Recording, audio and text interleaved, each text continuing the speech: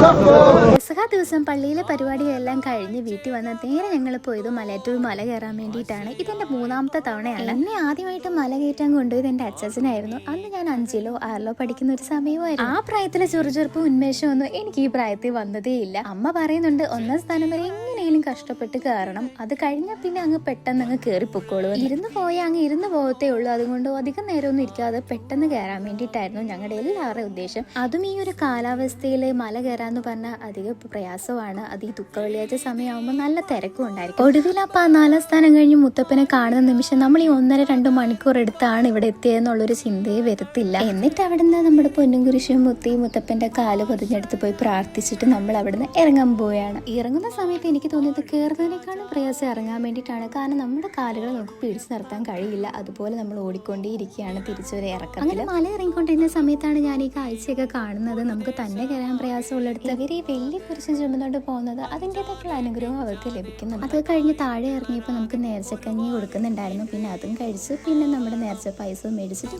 നേരെ വീട്ടിലേക്ക്.